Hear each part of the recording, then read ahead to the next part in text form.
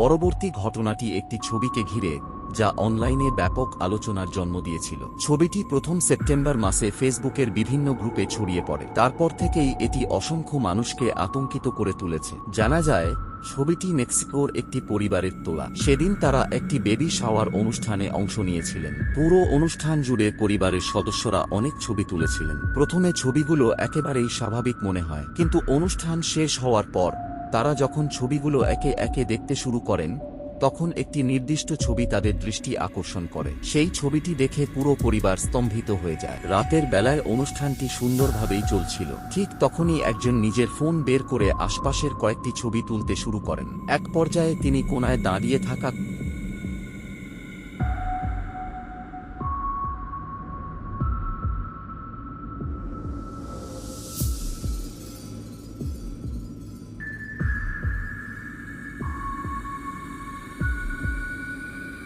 কয়েকজনের দিকে ক্যামেরা তাক করে ছবি তোলেন। কিন্তু ছবি তোলার সময় তিনি বুঝতেই পারেননি যে ক্যামেরায় আরও কিছু ধরা পড়েছে। ভালো করে লক্ষ্য করলে দেখা যায়, এক নারীর ঠিক পাশে একটি অদ্ভুত মুখের অবয়ব দেখা যাচ্ছে। পরিবারের দাবি, ছবি তোলার সময় ওই নারীর পাশে কোনো মানুষ দাঁড়িয়ে ছিল না। তারা আরও বলেন, ছবিতে দেখা মুখটির চেহারা এতটাই অস্বাভাবিক যে বাস্তবে তারা কখনো এমন কিছু দেখেননি। অবশ্য কিছু মানুষের মতে এটি হয়তো প্যারেইডোলিয়া হতে পারে, অর্থাৎ পেছনের পাথর বা ছায়ার আকৃতিকে মানুষের মুখ বলে ভুল মনে হয়েছে। কিন্তু পরিবারটি এই ব্যাখ্যা মানতে রাজি নয়। তাদের দাবি, পরে একই জায়গা থেকে আরও অনেক ছবি তোলা হয়েছে, কিন্তু সেসব ছবির একটিতেও রহস্যময় সেই অবয়ব আর দেখা যায়নি। তাহলে প্রশ্ন থেকেই যায়, যদি এটি প্যারেইডোলিয়া না হয়, আর যদি সেটি পরিবারের পরিচিত কোনো মানুষও না হয়ে থাকে, তবে সেই ছবিতে আসলে কে অথবা কি ধরা পড়েছিল?